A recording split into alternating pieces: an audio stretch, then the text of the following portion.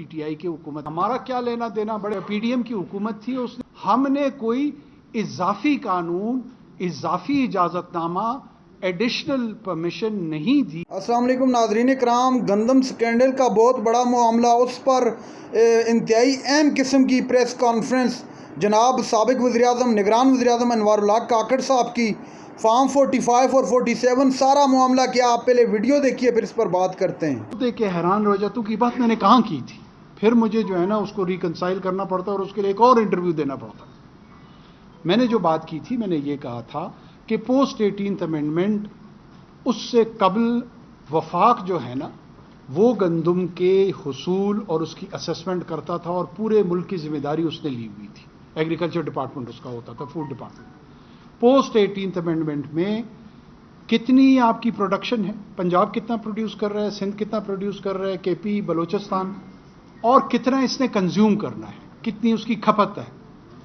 یہ ڈیٹا یہ اکٹھا کرتے ہیں ان کے پٹوار خانے کہ جی اتنے ایکڑ زمین یہاں پر آباد ہو رہی ہے, اتنے ایکڑ وہیں آباد ہو رہی ہے, اور یہ جمع کر کے فوڈ سیکیورٹی جو اس وقت اینڈ ریسرچ ڈپارٹمنٹ ہے فیڈرل گورنمنٹ کا, اس کے پاس ریکنسائل ہوتا ہے. عمومی طور پر 26 لاکھ ٹن 27 لاکھ ٹن پاکستان کی پیداوار ہے. پاکستان اپنی کھپت سے 3, 3.5, 4 اوسطاً ملین میٹرک ٹن کم پیداوار کرتا ہے. یہ جو کم پیداوار ہوتی ہے اس کو ایڈریس کرنے کے لیے دو طریقے ہیں کہ یا تو حکومت خود خریداری کرے انٹرنیشنل مارکیٹ سے, گلوبل مارکیٹ سے, اور سبسیڈائز ریٹس پہ لوگوں کو دے تاکہ مارکیٹ سٹیبل رہے, یا دوسرا طریقہ یہ ہے کہ پرائیویٹ سیکٹر کو اس میں انوالو کرے اور وہ اس کو ایڈریس کرے. تیسرا جو سب سے اہم نقطہ ہے, جو بدقسمتی سے اس وقت بھی اتنے بڑے کرائسس, سیلف کریٹڈ کرائسس کے بعد جو کوئی بھی اس پہ بحث نہیں کر رہا, کہ جو ہمارا R&D ہے, ریسرچ اینڈ ڈیولپمنٹ, جس میں اگر تھوڑی سی انویسٹمنٹ ہو تو یہ 4 ملین کا ٹن کا گیپ اور یا شاید اس سے زائد, وہ کیسے ہم پروڈیوس کر سکتے ہیں. کوئی اس پہ بحث نہیں کر رہا. ٹھیک ہے, صحت مند بحث کا رجحان ہمارے یہاں کم ہے. اب چونکہ ہمارے دور میں جو فیصلہ ہوا تھا وہ میں as a food incharge minister میں اس کی اونرشپ لے رہا ہوں. جو دوسرے صاحب جو ہمارے ساتھ وزارت میں آئے تھے وہ کافی بعد میں ہماری کابینہ میں شامل ہوئے تھے. اس ECC کا جو ڈیسیجن ہوا تھا, I was minister incharge of the food security department. جو اسٹیمیٹ اس وقت صوبوں سے آئی تھی اس کی بنیاد پہ پی ڈی ایم کی حکومت تھی, اس نے اس ڈیٹا کو ایکسیپٹ کر کے ECC میں ایک سمری جنریٹ کی تھی. وہ ڈیٹا ہمارے نگران حکومت کے پاس آیا, یہ میں نے کہا تھا, اور اس کی بنیاد پہ ہم نے ایک ڈیسیجن لیا, اور وہ ڈیسیجن یہ لیا کہ گورنمنٹ پروکیورمنٹ نہیں کرے گی. ہم نے عام آدمیوں کے جو گیپ تھا جو اس کے لیے پرووائڈ کرنا تھا, اگر ہم پروکیورمنٹ نہ کرتے گیپ نے تو وہیں رہنا تھا, وہ تو نہیں ختم ہوا تھا. وہ ہم نے فیسیلیٹیشن دی. لوگ کہتے ہیں کہ جی یہ کہہ رہے ہیں ہمارا کیا لینا دینا, بڑے بڑے اینکرز ہیں وہ 8 بجے بیٹھ کے جو ہے نا طنز بھی کرتے ہیں ہم پہ. ہمارا لینا دینا نہیں بھائی. اس ملک میں امپورٹ جو ہے نا, امپورٹ پالیسی آرڈر ایک SRO قانون کے تحت ہوتی ہے. میں کوئی مغل بادشاہ نہیں ہوں جس نے حکم جاری کیا تھا کہ اب درآمد کی اجازت ہے, اب برآمد کی اجازت ہے.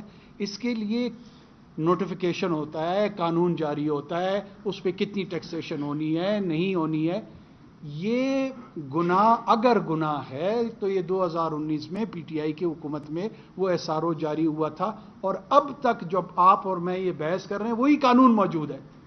ہم نے اضافی قانون, ایک منٹ سر, ایک منٹ, سوال کیا اس کو جواب دے دیں.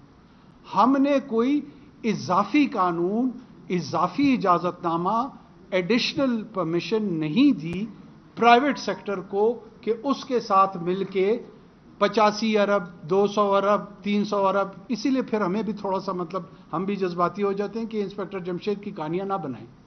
یہ کوئی خدا نہ خواستہ کوئی کوکین امپورٹ ہوئی تھی جو 6 مہینے کے اندر اس میں 85 ارب روپے کی کمیشن کھا رہے.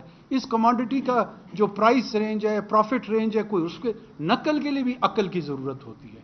ایک طرف ہمارے اوپر داغ لگانا شروع کر دیا, دوسری طرف جو ایک پیور قانونی چیز تھی اس کو غیر قانونی بنانے کی شکل دینے کی کوشش کی گئی.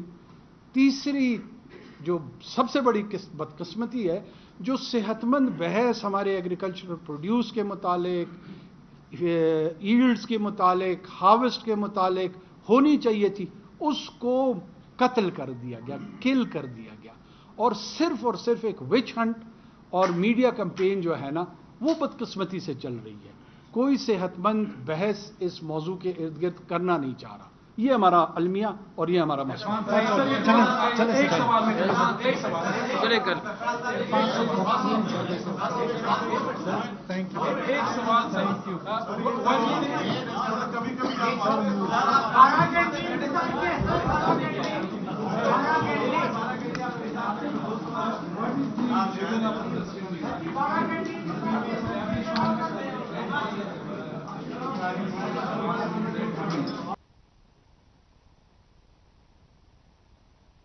آپ نے سابق نگران وزیراعظم جناب انوار الحق کاکڑ کی گفتگو سنی۔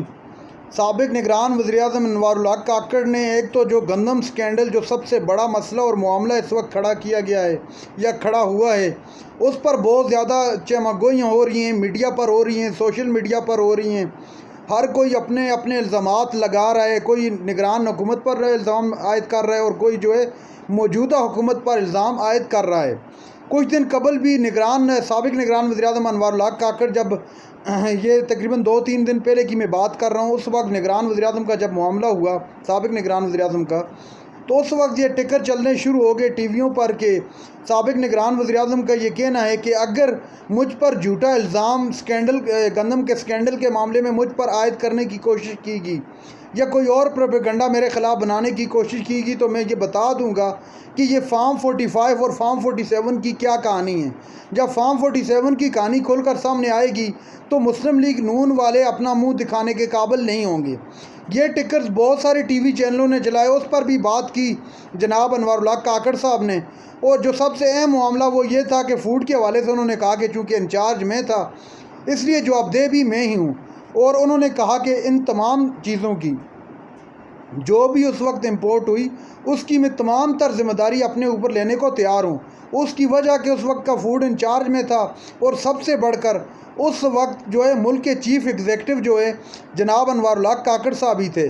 تو انوار الحق کاکڑ صاحب نے اس کی ذمہ داری لے کر تمام جو کوسچن لوگوں کے مائنڈوں میں تھے، ذہنوں میں تھے، ان کو جو ہے مائنس کر دیا، ختم کر دیا۔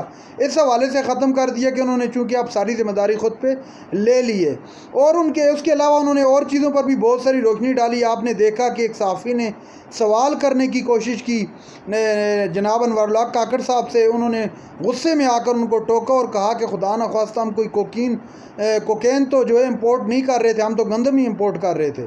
ناظرین کرام، یہ تھی آج کی ہماری ویڈیو۔ چینل پر جو نئے چینل کو سبسکرائب کرنے کے لیے، ویڈیو تک کے لیے اللہ حافظ۔